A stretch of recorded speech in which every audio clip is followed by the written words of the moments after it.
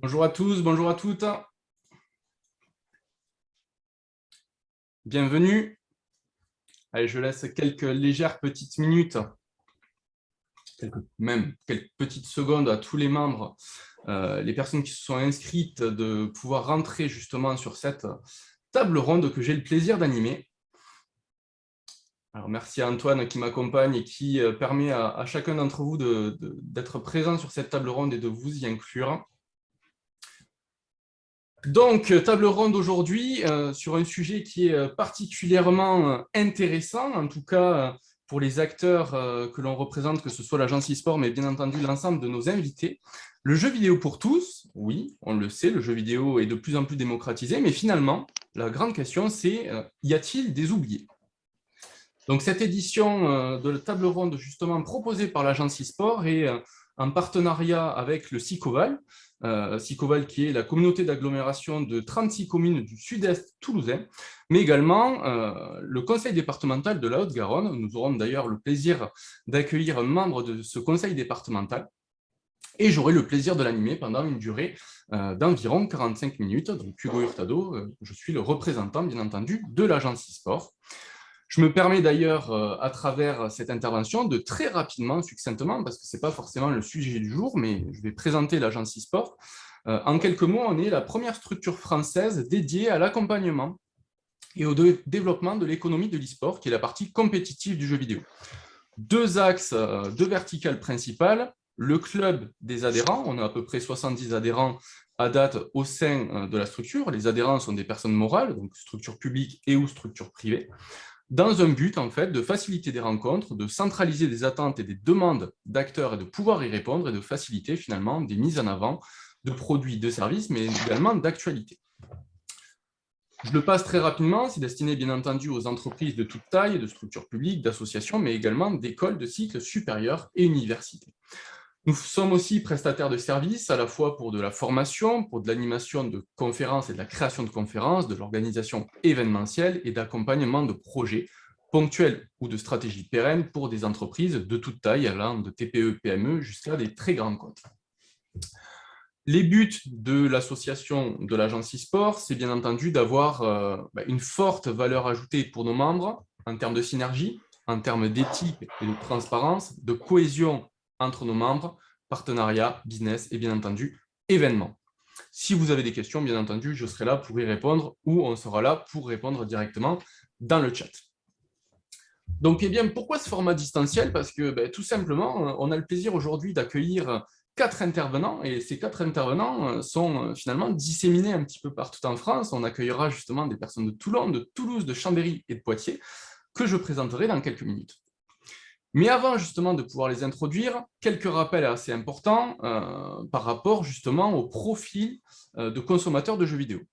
Je rappelle qu'en France à l'heure actuelle, les études le démontrent, 71% des Français consomment occasionnellement du jeu vidéo. Quand je parle de consommation occasionnelle de jeux vidéo, c'est à minima 5 heures par mois de consommation, avec justement un équilibre assez important de genre, c'est-à-dire autant de consommateurs masculins que féminins. Donc le jeu vidéo, justement, comme on l'évoquait, est inclusif par rapport au genre, et avec une moyenne d'âge qui parfois étonne un certain nombre de personnes, avec une moyenne d'âge de consommateurs de jeux vidéo qui est autour des 40 ans. Nous pourrons y revenir, bien entendu, et bien entendu, l'écosystème de l'e-sport a des statistiques différentes qu'on pourra évoquer, mais ce n'est pas le sujet du jour. On va vraiment se pencher sur le sujet de l'inclusion. Sans plus attendre, bon, j'ai le plaisir, bien entendu, de pouvoir accueillir Pierre Sucmela. Donc, bienvenue, Pierre. Merci beaucoup, Hugo. Donc, vous êtes directeur général délégué à l'autonomie, aux personnes âgées et aux personnes en situation de handicap pour le conseil départemental de la Haute-Garonne. Donc, déjà, merci de nous faire le plaisir de votre présence. Alors, en quelques mots, justement, je vais vous laisser le temps de parole qu'il faut, mais pourriez-vous justement nous présenter le conseil départemental de la Haute-Garonne, pouvoir justement parler de quelles sont vos responsabilités dans cet écosystème-là et justement par rapport aux personnes âgées, l'autonomie, les personnes en situation de handicap, et pour vous, quelles sont les actions que vous avez peut-être déjà mises en place au sein du conseil départemental par rapport aux jeux vidéo et quelles sont peut-être les actions que vous souhaiteriez pouvoir mettre en place? Donc, je vous laisse bien entendu la parole. Parfait, merci beaucoup déjà de m'avoir invité. Alors, j'arrive avec une double casquette, celle de représentant institutionnel du conseil départemental. On a un partenariat poussé avec l'agence e-sport et c'était important pour nous au niveau du conseil départemental en 2015 quand il y a un changement de président et la volonté vraiment de rentrer pleinement dans la transition numérique et de passer d'une logique de conseil départemental voilà, avec des images un peu les départements, ça date de 1790, donc voilà, c'est pas toujours vécu et vu comme des éléments à la pointe de la modernité, et donc de pouvoir se connecter avec l'ensemble des dynamiques et des éléments les plus actuels qui soient dans toutes les dimensions de la vie des habitants de la Haute-Garonne. Et puis, j'interviens aussi en tant que je suis aussi professeur à Sciences Po Toulouse et notamment spécialisé sur l'approche inclusive. Donc, je suis vraiment doublement heureux d'être présent et très heureux, Hugo, d'entendre cette approche de l'inclusion très large, bien au-delà justement des questions personnes âgées, personnes en situation de handicap, même si au départ, c'est vraiment dans le champ du handicap que le concept s'est forgé. Donc, je vais faire rapidement une intervention en deux temps, parler du conseil départemental comme vous m'avez invité, et puis parler un peu du concept d'inclusion en essayant d'être bien dans le temps pour bien que chacun puisse s'exprimer complètement. Donc, d'abord, côté conseil départemental, la question de la transition numérique a été mise en évidence comme une priorité pour le conseil départemental. On a la chance, au niveau d'un conseil départemental, d'avoir une série de compétences qui font qu'on intervient du début de la vie jusqu'aux âges les plus avancés, sur énormément de champs de la vie du quotidien des personnes. Et tout l'enjeu et l'attente de nos élus, c'est de ne pas seulement rester sur une logique, notre cœur de compétences, exactement des dispositifs, etc. C'est aussi d'être en adéquation et en phase pleinement avec les besoins des habitants et donc, à partir de nos compétences, d'être très ouvert sur les différentes dynamiques. Et il y a un axe fort sur l'inclusion numérique, sur la transition numérique, qui a été mise en évidence au niveau des élus. Ça se joue à plusieurs niveaux, cette question de l'inclusion numérique. Ça se joue au niveau de l'accessibilité. Donc là, c'est toutes des questions d'infrastructure. On est très engagé dans le très haut débit avec la fibre optique et c'est un élément important. Hein. C'est les nouveaux réseaux du 21e siècle qui doivent être portés par le secteur public pour pouvoir rendre l'accès à tous à la fibre. C'est aussi, et à tout le très haut débit d'une manière générale, c'est aussi bien voir, et ça c'est une ambition forte au niveau du conseil départemental avec un président qui est très tourné sur l'humain, de faire très attention à l'exclusion numérique, parce que quand on est très promoteur de l'approche numérique, on peut mettre de côté des tas de personnes, et tout l'enjeu c'est comment on s'organise pour permettre à chacun de bénéficier du numérique en termes d'accessibilité, mais aussi de l'accompagnement nécessaire à travers l'accompagnement humain. Et par exemple, le conseil départemental développe des maisons départementales de proximité. On en est à 13 aujourd'hui, il va y en avoir encore d'autres d'ouvertes, où à l'intérieur de ces maisons départementales de proximité, on a tout l'accompagnement nécessaire au numérique. Si on n'y connaît absolument rien, on peut être accompagné de A à Z dans ces maisons. Et c'est aussi un point d'entrée du conseil départemental sur toutes les questions que peuvent se poser les habitants. Donc, on est vraiment sur quelque chose de très large. Il y a des dynamiques de passe numérique, d'aide aux collectivités territoriales pour monter en gamme sur le numérique, y compris dans le champ des personnes âgées. On finance, par exemple, des ateliers informatiques pour sensibiliser les personnes âgées voilà, à la pratique informatique. Et ça, c'est dans le cœur du coup de mes compétences, de mes services, si je me concentre un peu sur les services dont j'ai la responsabilité. Voilà, donc on est sur toutes les dimensions et c'est important au niveau d'un conseil départemental. Et le conseil départemental de Haute-Garonne va même plus loin parce que le but aussi, c'est de développer la citoyenneté et l'esprit critique. Et on a même des actions au niveau de la gestion du numérique sur la sensibilisation aux fake news, à la désinformation et des éléments de cet ordre-là, notamment auprès des collégiens, qui est un des publics cibles du conseil départemental du fait de ses compétences.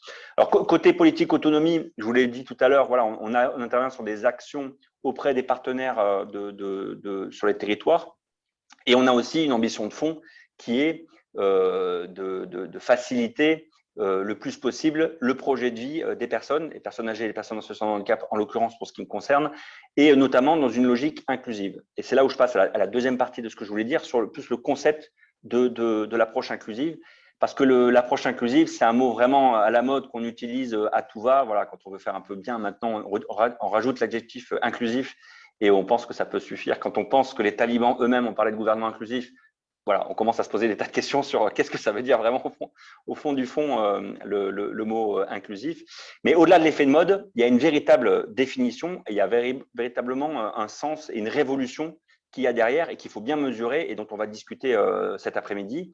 C'est cette idée que pendant très longtemps, notre société, ça a été une société où on demandait aux individus de rentrer dans la norme sociale. Donc, pour le jeu vidéo, c'était l'idée, il y a des jeux vidéo, puis la plupart des gens peuvent s'adapter à ce jeu vidéo et rentrer, le découvrir. Et puis, les autres, ils feront autre chose, quoi. Mais voilà, et ça, c'est quelque chose qui se retrouve dans tous les champs de la vie du quotidien. Et on est encore dans cette culture-là. Or, l'idée d'une approche inclusive, c'est bien sûr qu'il faut que les individus continuent à faire des efforts pour rentrer dans des normes sociales, mais c'est aussi qu'on fait tout pour adapter cette norme sociale à la diversité des situations des personnes pour permettre l'accès à tout ce qui peut se faire et donc de nous-mêmes adapter, en l'occurrence si on parle des jeux vidéo, d'adapter aussi les jeux vidéo, l'accès aux jeux vidéo, mais aussi peut-être le contenu et on va en discuter, je pense, cet après-midi. Et c'est vraiment comme ça qu'on peut être dans une logique pleinement inclusive. Et donc, c'est très, très intéressant parce que je pense que tout le monde se dit que c'est une bonne idée d'aller dans ce sens-là. La vraie difficulté, c'est la réalisation pratique parce que ça implique une toute autre approche et ça implique, quand on fait quelque chose, de penser d'emblée à la diversité des situations possibles, ce qui est beaucoup plus compliqué qu'en modèle où on arrive, on déroule avec un public cible et puis le reste, c'est moins notre affaire. Donc, on a quelque chose vraiment qui est très puissant, très intéressant pour tout le monde parce qu'on peut tous y trouver notre compte en termes d'épanouissement, mais qui est aussi beaucoup plus compliqué à mettre en œuvre. Et c'est là où nous tous, on est concernés pour aller dans ce sens du coup d'une société plus inclusive. Voilà, Hugo, je pense que j'ai tenu mon temps. Voilà. Parfaitement tenu. Merci justement pour cette intervention. Je réagis justement à chaud à ce que vous évoquiez. L'esprit critique, au-delà de l'inclusion, au-delà des actions que vous aviez, c'est un sujet aussi qui vous tient à cœur. Je pense notamment au REC, donc les rencontres de l'esprit critique, qui sont soutenues d'ailleurs par le conseil départemental et le SICOVAL depuis maintenant 2 ans. C'est la 2e édition qui aura lieu d'ailleurs fin avril. Alors, 22-23 avril. Voilà, tout à fait, avec un panel d'intervenants assez large, dont je fais partie d'ailleurs. Merci de m'avoir invité dessus. Donc oui, c'est un sujet qui vous intéresse énormément. Je suis totalement d'accord avec vous et peut-être que certains réagiront aussi dans le chat ou voudront prendre la parole en fin d'intervention pour évoquer ce sujet-là. L'inclusion, c'est un mot souvent trop employé à tort ou à raison. C'est peut-être un sujet aussi qu'on évoquera avec les autres intervenants sur la partie jeux vidéo et e-sport. L'e-sport est souvent employé à tort et à raison pour de multitudes de choses. Donc, on verra peut-être que les diversités de situations que vous évoquiez, que l'e-sport peut correspondre à certains pans d'activité qu'on n'attend pas forcément. Et c'est pour ça aussi que de nombreuses entreprises s'y investissent. On verra peut-être en quelques minutes. Malheureusement, on n'aura pas forcément le temps de tout décortiquer, mais on essaiera de le voir ensemble. Peut-être une dernière question, Pierre, si vous me le permettez. En termes d'inclusion, justement, si je me repermets le terme, c'est quoi l'action dont vous êtes le plus fier au sein du conseil départemental de la Haute-Garonne? Alors, au niveau du conseil départemental, de ce qu'on a pu mettre en œuvre, vraiment, moi, ce que je trouve exceptionnel, c'est qu'on ne pense pas seulement au niveau des dispositifs et au niveau des besoins les plus essentiels. C'est important d'apporter de l'aide humaine, par exemple, aux personnes en situation de handicap, aux personnes âgées dépendantes, mais c'est de viser l'ensemble des besoins que peut avoir la personne. Et notamment, on est engagé dans un processus de facilitation en fait, de la socialisation des personnes qui, parce qu'ils ont des troubles du comportement ou parce qu'ils ne parlent pas, ils ont beaucoup plus de difficultés à être dans une relation sociale avec d'autres personnes. Or, si on est pour une société inclusive, il faut tout faire aussi pour rendre les conditions de socialisation, les possibilités de rencontres et d'échanges possibles. Et on est investi aussi sur ce champ. On est à ma connaissance, le seul conseil départemental qui allons aussi sur cette dynamique-là, sur ce plan-là, pour le besoin des habitants. Et ça, je pense que c'est quelque chose de tout à fait intéressant. On a notamment travaillé avec les techniques de design de service pour justement expérimenter pour des jeunes de 6 à 16 ans comment ça se passe pour des jeunes qui ont des troubles autistiques et des troubles du comportement qui n'ont pas la parole. Est-ce qu'ils ont une socialisation qui est limitée du fait de leur déficience et de ces éléments qui sont des réalités, ou bien est-ce qu'on n'en rajoute pas involontairement une couche en faisant en sorte que, parce que justement, ils ont ces difficultés-là, et bien du coup, ils sont amenés à ne pratiquement jamais rencontrer d'autres enfants du même âge. Et donc, de ce fait, ils ont une socialisation assez faible. Et c'est là où on se dit, si on organise des activités qui permettent de faire ensemble ce type d'activité, est-ce que ça ne facilite pas justement le fait de se revoir régulièrement? Au bout d'un moment, la socialisation de manière naturelle. Et là, voilà, on a fait cette expérimentation, on a vu que ça fonctionnait, et donc on est en passe de le généraliser. Et c'est vrai que je trouve que là-dessus, on est assez innovant dans le sens où on investit quelque chose qui n'est pas investi à ce stade par les institutions publiques. Et ça, c'est vraiment passionnant de mener de telles activités. En tout cas, on vous souhaite de très belles réussites justement à venir et une nouvelle fois, on vous remercie d'avoir pu y participer. Donc, je le rappelle, Pierre Sucmela, vous êtes directeur général délégué de l'autonomie des personnes âgées et des personnes en situation de handicap pour le Conseil départemental de la Haute-Garonne. Et je vous remercie d'ailleurs au travers le Conseil départemental également d'être partenaire de l'agence, ça souligne aussi, premier partenaire public de l'agence depuis maintenant 1 an et demi. Donc, merci à vous pour votre présence. Je vous inviterai bien entendu à rester pendant la table ronde pour répondre à certaines questions s'il y en a en fin d'intervention. Bien volontiers. Merci. Donc, on va passer justement à la grande partie, si on peut dire. Les intervenants vont pouvoir justement être introduits. Donc, je vais avoir la chance d'accueillir Vincent Blanchard, qui est secrétaire général de Silver Geek, Anthony Gusmerini, alias Sans les Mains, qui est un créateur de contenu et vidéaste. Et également, pour finir, David Combarieux, fondateur et dirigeant de Handy Gamer. Messieurs, bonjour, est-ce que vous êtes bien là? Vos micros sont démutés, on est bon? Bonjour. On vous entend Bonjour. Parfaitement. Bon, messieurs, avant même de commencer à vous poser une multitude de questions ou que certains membres du chat puissent commencer à vous poser des questions, est-ce qu'avant tout ça, on peut prendre quelques minutes et que chacun d'entre vous puisse prendre quelques minutes, déjà pour vous présenter en tant que personne, mais surtout présenter vos structures, donc Silver Geek, donc Sans les Mains, Anthony, que tu te présentes bien entendu, et David, Handy Gamer. Peut-être dans cet ordre-là, Vincent, je te laisse la primauté. Ok, merci beaucoup. Bonjour à toutes et tous.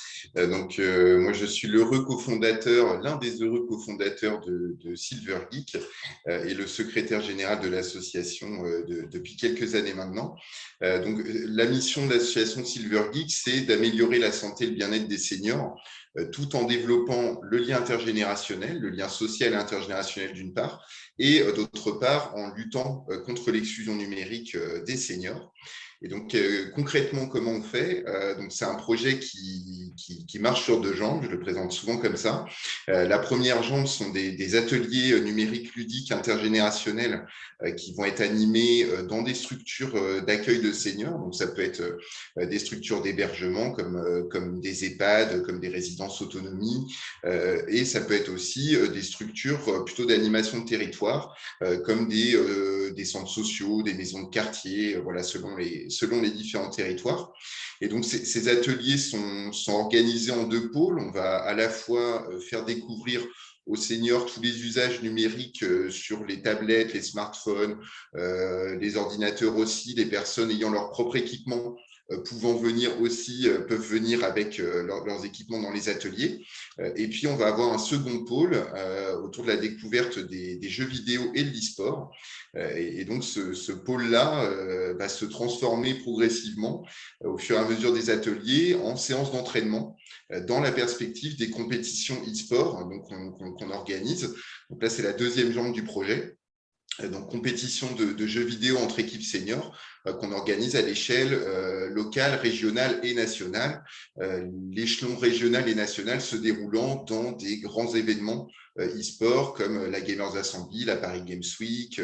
Voilà, mais on y reviendra peut-être plus en détail dans la suite du webinaire. Alors, merci du coup, Vincent. Anthony, s'il te plaît. Je vois que tu es muté. Ouais, non, c'est pas vrai. Non, je ne suis pas vite. Du coup, Anthony, j'ai 33 ans.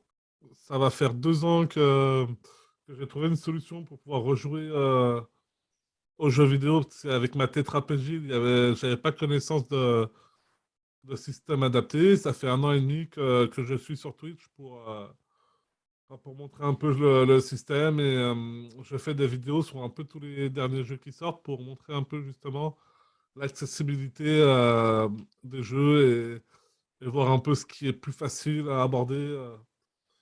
Voilà. Ok, parfait. Merci Anthony. Et du coup, David, s'il te plaît, pour Andy Gamer. Bonjour à tous, donc David Combarieux. Donc moi je suis président de l'association Andy Gamer qui a été créée en 2019. C'est un projet qui a démarré à peu près 2 ans avant, donc avec mon beau-fils Théo, qui est lui-même tétraplégique. Et qui avait des difficultés en fait pour pouvoir manipuler sa console correctement. Donc on a commencé tous les deux et on est abouti à un projet finalement qui répond à énormément de demandes, puisqu'on s'est rendu compte qu'il y avait énormément de personnes dans cette situation et même des situations très différentes, mais où la motricité des personnes ne permettaient pas de manipuler les manettes de jeu. Donc, on s'est vraiment concentré sur cette question de l'accessibilité matérielle du jeu vidéo. Et donc, en 2019, on a créé officiellement l'association qui intervient sur plusieurs axes. D'abord, on a commencé par l'accès aux événements e-sport et jeux vidéo. Donc, un peu les mêmes événements dont parlait Vincent tout à l'heure, donc Gamer Assembly, Paris Games Week. On a accompagné des joueurs, on les a aidés à surmonter un peu les obstacles logistiques et matériels et financiers pour pouvoir assister et participer à ces événements. Ensuite, on a des actions aujourd'hui sur l'accès aux jeux vidéo directement dans le monde médical, paramédical et associatif. Donc, on monte des projets jeux vidéo dans des établissements, dans des structures. On travaille déjà avec la PHP, on travaille avec APF France Handicap, on travaille avec l'AFM Téléthon et on aide toutes ces structures au niveau plutôt local, mais aussi un peu national, à s'investir dans le jeu vidéo et à proposer des solutions, des ateliers jeux vidéo à leurs adhérents et aux personnes qui leur en font la demande. Le troisième axe, c'est d'aider directement les joueurs à titre particulier. Donc, l'association Andy Gamer reçoit régulièrement des dons. Il y a des fois des actions caritatives qui sont faites, qui sont organisées par des streamers au bénéfice de l'association. Et ça nous permet aussi de financer du matériel, d'aider des joueurs à acheter du matériel qui parfois est très très cher, qui parfois vient des États-Unis ou d'autres régions du monde et qui ne sont pas forcément faciles à trouver en France. Voilà à peu près pour le tour de nos actions. Ok, merci messieurs du coup pour ces présentations. J'ai une première question déjà qui découle finalement de ce que vous trois venez de dire. Vous avez parlé des événements sur lesquels vous étiez positionnés, la Gamers Assembly d'ailleurs qui a lieu dans quelques semaines, la Paris Games Week, certaines actions avec des associations. Mais le jeu vidéo, au final, le jeu vidéo est issu des éditeurs et des concepteurs de jeux vidéo. Est-ce que justement, sur des typologies qui sont pour eux une part de marché, si je suis un peu vulgaire dans mes termes, est-ce que pour eux, vraiment, il y a un intérêt ou il y a une volonté d'aller vers des personnes à mobilité réduite, d'aller vers des personnes handicapées, aller vers des personnes qui ne sont pas finalement pour eux le mass market attendu par le jeu. Je fais référence aussi aux réflexions que porte Nicolas Bezombe, vice-président de Francis Sport, alors ancien vice-président de Francis Sport, qui soulève très régulièrement ces sujets-là. Pour vous, justement, les éditeurs, les relations avec les éditeurs, est-ce que c'est quelque chose que vous arrivez à avoir ou est-ce que ça doit être développé?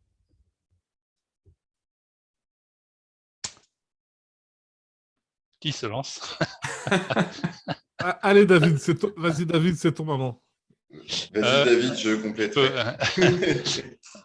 De mon point de vue, moi je fais une différence quand même assez nette entre le handicap moteur sur lequel nous on travaille en priorité de par les compétences qu'on a et les handicaps sensitifs, sensoriels, cognitifs, qui sont ce qu'on appelle un peu les handicaps invisibles, mais qui ne demandent pas forcément les mêmes besoins pour la pratique du jeu vidéo. Clairement, sur la partie matérielle, donc nous, on intervient sur du hardware et donc on voit très bien que l'action de l'industrie du jeu vidéo au sens large est quand même très, très limitée, même si depuis 3-4 ans, il y a eu des progrès et des avancées. En revanche, on voit qu'il y a des efforts sur la partie développement de jeux avec des options d'accessibilité qui sont de plus en plus proposées dans les jeux et qui permettent de répondre à certains handicaps visuels, auditifs et autres. Voilà, il y a vraiment pour moi deux parties différentes parce qu'en fait, les solutions et la façon de les traiter est vraiment très différente de l'un à l'autre. Et donc, on ne peut pas demander aux mêmes gens d'adresser le handicap moteur ou le handicap visuel. D'un côté, c'est le fabricant du matériel, de l'autre côté, c'est le créateur du jeu. Pour compléter, alors je rejoins complètement, on va retrouver des problématiques d'accessibilité un peu similaires sur certaines populations âgées. Et nous, très clairement, oui, on a de plus en plus de liens avec les éditeurs. C'est donc le CEL qui nous a invités à la Paris Games Week en 2018 et qui nous a permis de tester pour la première fois notre concept en dehors de la Gamers Assembly, qui est notre fief historique. Pardon. Ah non, non, pas de souci. je continue. Et donc, c'est vrai que depuis cette première édition 2018, on est revenu en 2019, on a pu vraiment prototyper notre première finale nationale de Silver Geek. Donc, on était venu avec 4 équipes et là, vraiment, on a pu organiser un temps hyper fédérateur avec nos équipes. On a visité le salon en mode VIP. Donc, on a des éditeurs qui nous ont accueillis sur leur stand pour que les seniors testent des nouveaux jeux. Et depuis, nous, on a créé des liens avec un certain nombre d'éditeurs avec lesquels on travaille sur des projets d'innovation, voilà, pour inventer ce que seront les ateliers et compétitions de Silver Geek demain. Après, par rapport au début de ta question, je ne pense pas que ça soit une cible à part entière, la population senior. Et nous, ça nous va bien parce que justement, dans la philosophie de Silver Geek, nous, ce qui nous intéresse, c'est d'utiliser des outils, des jeux qui sont finalement grand public et qui rassemblent, et de trouver comment on les adapte, comment on les détourne, entre guillemets, pour faire en sorte que, justement, créer l'inclusion, créer la mixité dans la pratique. Et nous, ça nous va bien de travailler sur cette dimension-là, à contrario de jeux ou de solutions qui seraient développées spécifiquement pour les seniors et qui peuvent avoir une dimension un peu stigmatisante. Nous, on est très content de faire jouer les seniors sur le jeu de Monsieur et Madame Tout-le-Monde et même le jeu auquel peuvent jouer leurs petits-enfants ou leurs enfants. L'idée, justement, tu l'as bien évoqué, c'est d'éviter aussi la sédentarité, la gamification aussi peut-être du parcours de soins ou justement pour accompagner au plaisir de potentiellement pratiquer une activité au global. On voit d'ailleurs les travaux qui sont menés par des structures spécialisées, pour le coup, pour certaines pans de population vieillissante, notamment le groupe Corian, à travers ces EHPAD, ou encore, par exemple, certaines entités au niveau national qui s'investissent aussi, comme Harmonie Mutuelle, sur ces sujets-là, au-delà justement du grand public que l'on évoquait. Ok, je le comprends tout à fait. Alors, Anthony, je vais me permettre une question, justement. Alors, tu nous as expliqué, alors tu ne l'as pas forcément expliqué, mais si je le reprends en quelques termes, tu as eu un accident assez grave qui ne te permet plus justement de pratiquer du jeu vidéo de façon traditionnelle, si je peux employer ce terme-là. En termes d'équipement, justement, dont tu te sers au quotidien, finalement, pour animer tes communautés, pour créer du contenu, pour présenter tes vidéos, quel process as-tu employé pour obtenir cet équipement-là et finalement, est-ce que c'est compliqué à obtenir? Est-ce que c'est un coût qui est abordable? Quelle a été ta méthode?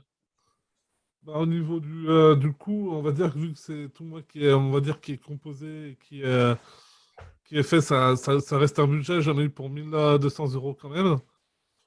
Après, ça n'avait jamais été fait. Donc, au niveau budget, au niveau société en France, vu que on n'a pas forcément de tarif dessus. Et après, mon processus, je jouais pas mal sur tablette et ça m'a lassé. Ça m'avait lassé.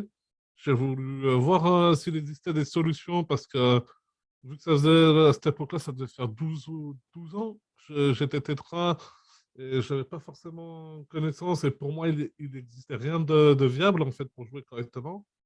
Et en fait, si, et au début, j'ai vu avec David justement parce que du coup, il me faut un joystick à la bouche, un à la main gauche et j'utilise des boutons à la main droite. Et avec David, on avait vu pour faire un espèce d'embout qui ressemble ni plus ni moins qu'à, on va dire, à une flûte. J'utilisais ce joystick à la bouche avec un petit bouton, mais il n'y avait qu'une fonction à la bouche. Et j'ai un ami à moi qui avait un quad stick, du coup, c'est le joystick que j'utilise à la bouche, avec toutes les fonctions. Et du coup, j'ai essayé de paramétrer tous ces systèmes ensemble, parce que du coup, soit la console ou le PC reconnaissaient le système comme deux manettes, donc pas possible de jouer. Et du coup, j'ai dû trouver une interface pour tout relier, rendre compatible. Et puis après, j'ai dû faire la programmation pour chaque jeu. Et du coup, actuellement, c'est ce que je fais parce que j'ai voulu rattraper. C'est vrai que j'ai fait mon enfant.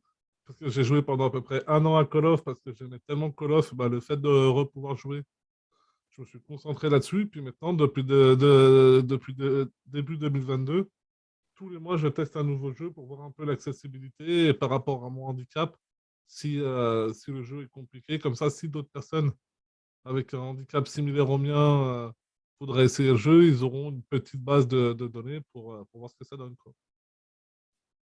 Ok, je comprends tout à fait. D'ailleurs, par rapport justement à, tu l'évoquais, à Warzone, donc le Battle Royale de Call of Duty, on voit justement que les actions que tu inities ont de la portée. On a eu notamment, peut-être en toucher deux mots, mais Shoashen qui t'a soutenu, qui t'a raidé, si je peux dire, c'est-à-dire envoyé sa communauté. Peut-être des actions vont être initiées avec lui. Est-ce que justement tu vois que ça, c'est une libération peut-être de la parole et une mise en avant de ces situations? Comment tu le perçois? Bah, on va dire que quand les grands streamers comme ça s'intéressent un peu à cette cause, c'est super intéressant parce qu'ils ont une énorme visibilité. Et du coup, ils sont assez bienveillants, tout ça. Et c'est vrai que du coup, bah, ça donne énormément de pouvoir à la chose parce qu'il est compliqué quand même pour tout le monde, qu'on soit handicapé ou pas, d'avoir de l'importance quand on débute sur Twitch. Et même des fois, même après 10 ans sur la plateforme, ça ne peut pas fonctionner. C'est vrai que ça, moi, mon but premier, c'est vraiment de présenter le produit. Et du coup, que ça marche comme ça, c'est quand même bien pour la chose parce que du coup, j'ai été contacté par pas mal d'handicapés, ouais, on va dire d'handicapés, je parle comme ça, excusez-moi, mais qui après ensuite ont contacté David et même si ça aboutit pas derrière, ça montre quand même qu'il y a des possibilités et qu'en plus qu'on peut jouer à un niveau quand même convenable, quoi. Tout à fait. Euh, alors Vincent, justement, une question. Donc vous avez créé les trophées des seniors avec l'association Silver Geek, donc compétition réservée aux personnes âgées de plus de 65 ans. Euh, la première question, c'est est-ce qu'il y a beaucoup de participants? Parce que ce n'est pas forcément le type de public qu'on attend sur des salons de jeux vidéo en présentiel, mais également peut-être chez soi en train de consommer du jeu vidéo. Est-ce qu'il y a finalement beaucoup de demandes? Et comment vous avez intégré justement et quel parti pris vous avez eu pour intégrer la Gamers Assembly ou la Paris Games Week? Alors, ça te fait beaucoup de questions dans une même question. Du coup, donc oui, on a beaucoup de participants là cette année. Donc, pour resituer, on est parti de Nouvelle-Aquitaine. Silver Geek, ça a été créé en 2014. On est parti de Nouvelle-Aquitaine et on s'est sémé dans de nouvelles régions à partir de 2018. Et donc, cette année, on est présent dans 11 régions. Et donc, on va avoir à peu près une centaine d'équipes qui vont concourir cette saison dans toute la France pour 1, 2, 3, 4, 5 finales régionales et une finale nationale. Et donc, oui, il y a beaucoup de demandes. On reçoit à peu près une demande par semaine d'un nouveau territoire qui souhaite rentrer dans la dynamique. Donc nous, ça nous a amené aussi à revoir un petit peu nos modèles opérationnels, à être plus agiles pour pouvoir répondre à toute cette demande et puis finalement augmenter l'impact social, parce que le point de départ de l'association, c'est la recherche d'impact social. Et l'intégration dans les compétitions, elle est assez facile. Finalement, elle est assez facile.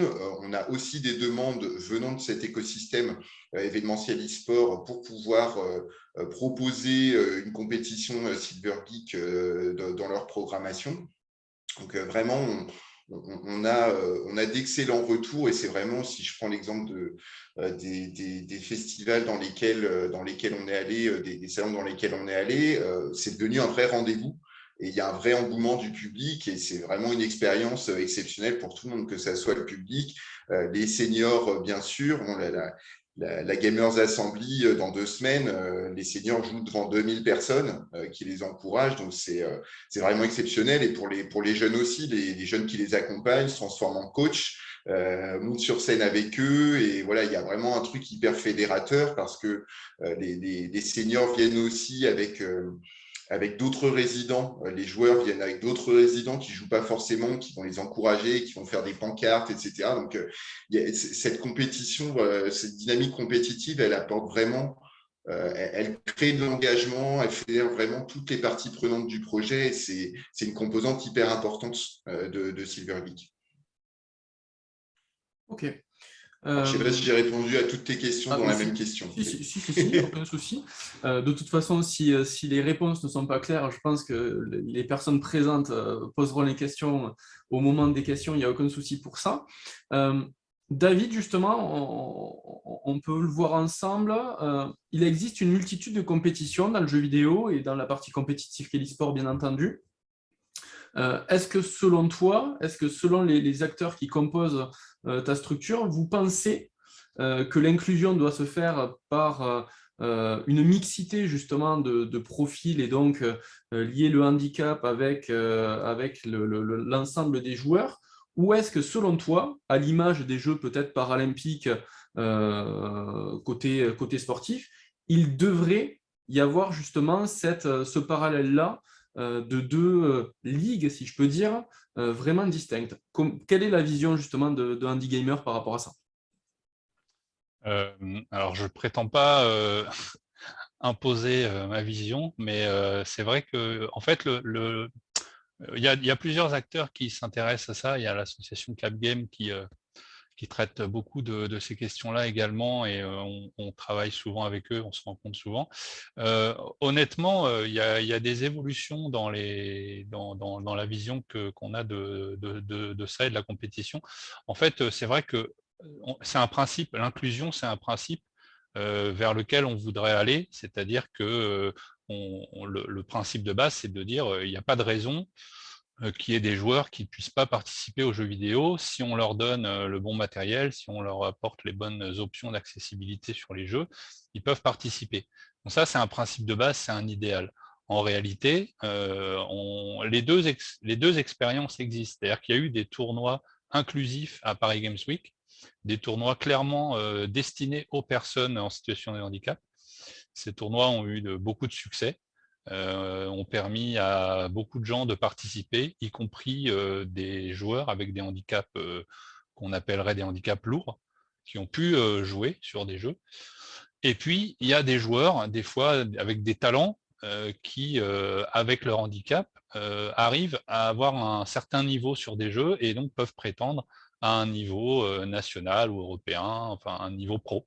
Donc, ces joueurs-là, en fait, ce qu'il faut, c'est absolument éviter qu'ils soient face à une barrière d'accès à l'e-sport. Si on a les compétences et qu'on joue avec la bouche ou avec une seule main ou avec les pieds, eh ben, il faut qu'on puisse participer. Il faut tout faire pour que ce soit possible, c'est une évidence, parce que jamais on pourra faire une ligue e-sport de joueurs avec les pieds.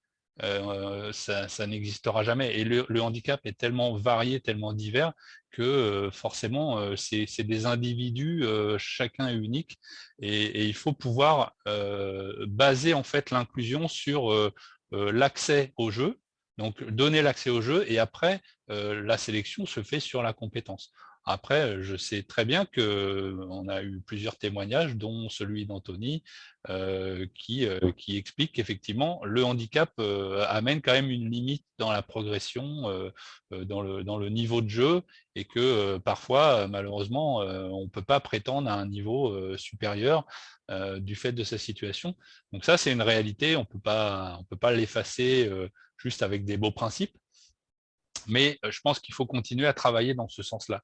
En fait, donner l'accès à tous et ensuite aider ceux qui veulent aller, qui peuvent aller vers le niveau professionnel, en fait, les aider à accéder à ces événements et à faire accepter leur matériel, leur façon de jouer. Je pense que c'est comme ça qu'il faut le faire.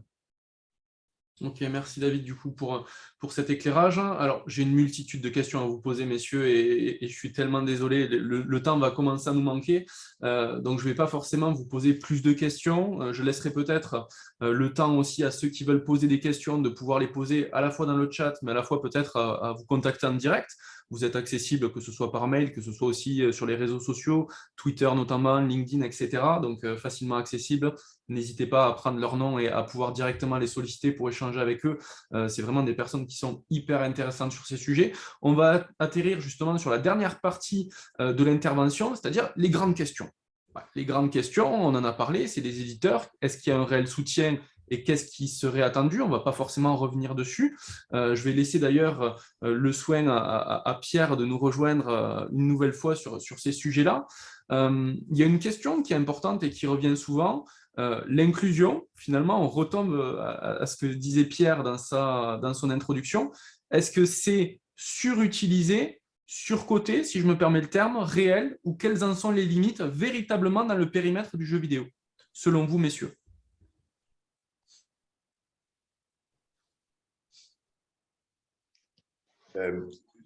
Si je prends l'exemple de Silver Geek, pour moi, l'inclusion, elle est vraiment réelle parce qu'il y a un côté magique dans ce qui se passe dans les événements où on vient percuter, entre guillemets, cet écosystème et cette culture et ce public des événements e-sport et de gamers avec nous, notre public senior, et on se rend compte qu'il y a vraiment un respect, il y a vraiment, dans certains cas, je dirais de l'admiration. Nous, on voit des jeunes qui se disent « Ah, mais quand je serai vieux, j'aimerais bien être sur scène, moi aussi, à la Paris Games Week, à la Gamer Assembly. » Il y a un vrai respect. Moi, je m'attendais, pour être très honnête, j'avais peut-être des représentations faussées, on va dire, moi aussi, au démarrage de Cybergeek.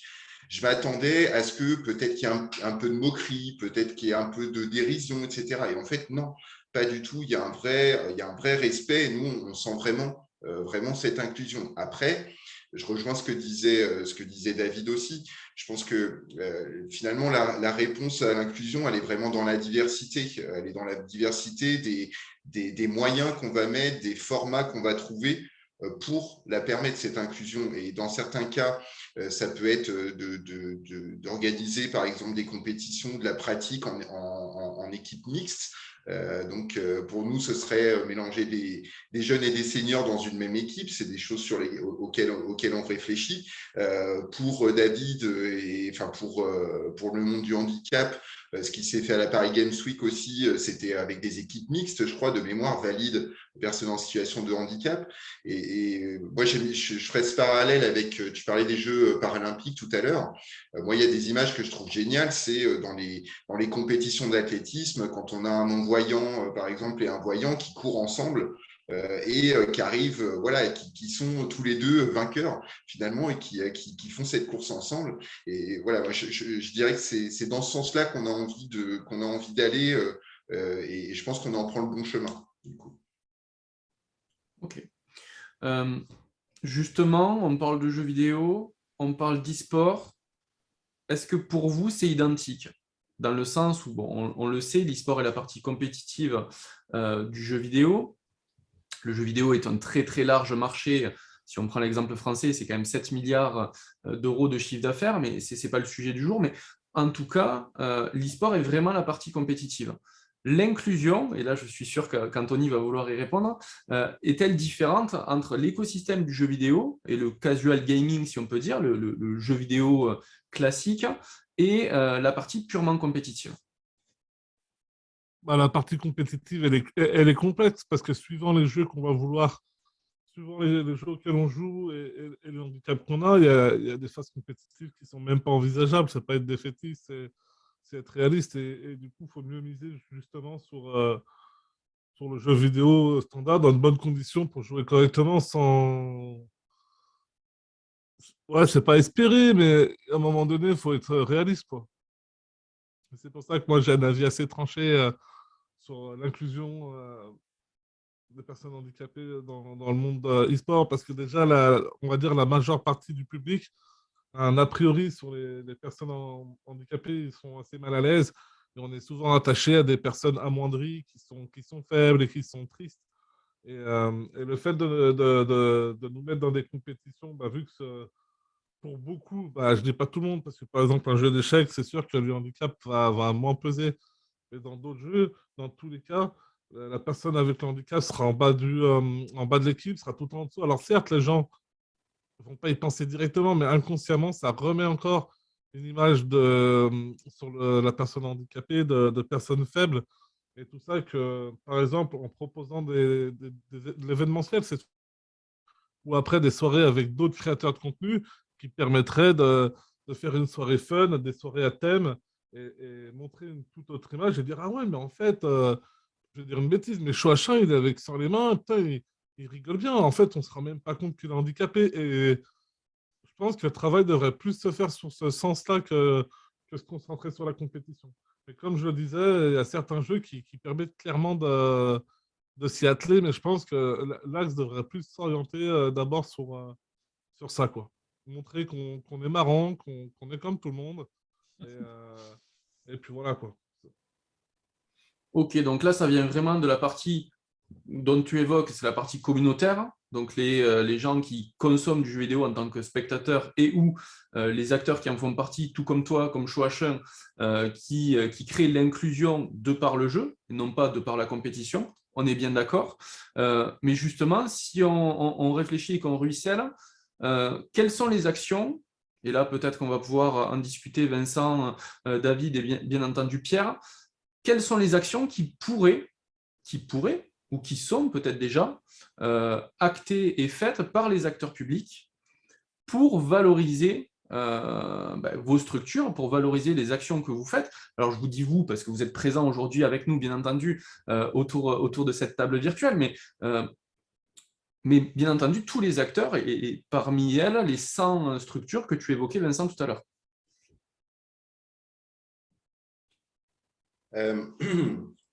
Nous, ce qui est très facile, entre guillemets, c'est que on s'appuie historiquement sur le dispositif du service civique, qui est un dispositif national qui a été renforcé en plus depuis quelques années avec des ambitions voilà, importantes en nombre de jeunes et c'est une vraie solution aussi. On peut parler des logiques d'insertion socio-professionnelle des jeunes, même si ce n'est pas l'objet de base du service civique. Nous, on se rend compte que ça a un impact, ça permet de faire découvrir aux jeunes un univers du grand âge dont on sait qu'il est en tension, qu'il a des difficultés de recrutement et d'attractivité. Donc, moi, j'ai envie de dire aux collectivités, voilà, aidez-nous à valoriser quelque part ce dispositif et puis cette spécificité de Silver Geek pour découvrir avec quelque chose de fun un univers du grand âge sur lesquels voilà, les jeunes notamment peuvent avoir des représentations un petit peu faussées. Et c'est vrai que ce dispositif, en plus, il est accessible à tout acteur associatif, toute collectivité peut mobiliser des jeunes volontaires en service civique et intégrer nos ateliers dans leur mission. C'est très facile. Ok, parfait. Est-ce que quelqu'un peut-être veut compléter les propos de Vincent? Moi, je veux bien, du coup, Hugo. À Pierre, avec grand plaisir. Juste, aller dans le sens, du coup, de Vincent Blanchard pour dire que c'est vrai que le service civique est un véritable outil très intéressant et qu'on finance nous aussi par ailleurs, ce qui permet du coup d'appuyer du coup la démarche. Ce qu'on peut faire également de notre côté, administration et notamment collectivité territoriale, c'est le relais en termes d'information sur l'existence, du coup, voilà, ce côté interface en quelque sorte. Et ça, n'hésitez pas, alors, soit directement par Hugo, soit Hugo, si vous pouvez transmettre mon adresse mail, à me faire remonter voilà, les éléments qu'on pourrait, par exemple, mettre sur le site internet de la MDPH, comme ça, des personnes qui cherchent des informations. Notre vocation, c'est aussi de donner l'accès le plus large et même que je puisse moi donner l'information aux agents d'accueil qui puissent, du coup, si la question se pose, voilà, qu'elle arrive, ben, qu'on puisse apporter des éléments de relais. Ça, c'est très intéressant. Et moi, j'avais envie aussi de parler d'un point qui est donc on a parlé d'énormément de choses. C'était vraiment très intéressant cet après-midi. On a bien vu. Moi, je remercie vraiment Monsieur Combarieux d'avoir insisté sur les différentes formes de situation de handicap parce que voilà, il ne va pas y avoir les mêmes questions qui se posent. Et du coup, vous avez bien parlé la question handicap moteur, d'autres formes de handicap sensoriel. Et on n'a pas parlé handicap intellectuel, par exemple. Et c'est vrai que je pense que dans l'accessibilité et l'inclusion, il y a toutes les questions de contenant, en quelque sorte. On a parlé du hardware tout à l'heure, on a parlé de ces éléments-là. Il y a des choses au niveau de l'accessibilité pour rendre le jeu accessible au niveau sensoriel, mais il y a peut-être aussi une dimension au niveau, voilà, par exemple, du handicap intellectuel, pour pouvoir faire en sorte de justement pas se retrouver, comme le disait très justement Monsieur Blanchard tout à l'heure, à faire des jeux uniquement spécifiques, par exemple pour des personnes qui ont des déficiences intellectuelles et qu'ils aient des jeux de bébés, quoi. Enfin, je le dis directement, mais c'est pas intéressant si c'est un jeune qui a 15 ou 20 ans. Voilà, même s'il y a une forte déficience intellectuelle, ça va pas l'intéresser. Or, l'enjeu, c'est justement de participer au même jeu que les autres, mais il y a des limitations et des déficiences qui sont réelles. Et donc, comment on fait pour rendre le jeu quand même accessible et que, par exemple, un jeune de 20 ans vraiment joue au même jeu que les autres, mais avec quelque chose d'adapté. Et là, il y a quelque chose peut-être encore plus compliqué, mais voilà, où là, je suis plus dans l'exploration de pistes à venir, mais il y aurait quelque chose d'intéressant à promouvoir pour être aussi dans la diversité des situations et des formes de handicap. Merci Pierre, justement, pour la vision que vous avez sur ce sujet-là. Je vais clôturer justement cette table ronde en relevant une question qui a été posée. Avez-vous des exemples concrets de jeux vidéo utilisés dans vos associations pour les seniors, personnes en situation de handicap? Anthony y a partiellement répondu, c'est-à-dire que l'objectif, c'est quand même si vous êtes d'accord avec moi, messieurs, d'arriver à jouer à n'importe quel jeu, potentiellement, pour des personnes en situation de handicap. Je vois que Vincent a également répondu directement dans le chat avec des jeux que tu évoques qui contribuent, comme on l'a dit tout à l'heure, à la mobilité et à éviter justement la sédentarité parfois des personnes âgées, qu'elles soient isolées ou qu'elles soient justement dans des établissements spécialisés. Donc finalement, le jeu vidéo, on le voit bien à travers vous, le jeu vidéo est destiné à n'importe quel type de public. Donc sur ça, déjà, on a la réponse à cette question-là. Je vous remercie à tous et à toutes, bien entendu, ceux qui sont venus sur la table ronde d'avoir pu nous écouter, bien entendu à tous les intervenants qui ont pris le temps avec moi de préparer cette table ronde et d'avoir pris le temps aussi de répondre à nos diverses questions. N'hésitez pas justement à les solliciter, comme je l'ai évoqué, donc c'est des personnes relativement disponibles sur les réseaux sociaux et par mail, donc si jamais vous avez des demandes spécifiques, vous pouvez directement passer par l'agence e-sport avec l'adresse qui est affichée sous vos yeux. Un replay sera disponible, ça nous a été largement demandé, donc les replays seront disponibles sous 10 jours et donc vous pourrez les retrouver sur notre chaîne YouTube et sur nos principaux réseaux sociaux. Il y aura les relais qui seront effectués, je n'en doute pas, par les différents intervenants aussi qui sont présents aujourd'hui. Je tenais à remercier particulièrement nos invités, mais également les deux acteurs qui nous soutiennent depuis maintenant un peu plus d'1 an et demi, le SICOVAL et le conseil départemental, sans qui toutes ces actions ne pourraient pas avoir lieu. Puisque bien entendu, nous sommes et nous représentons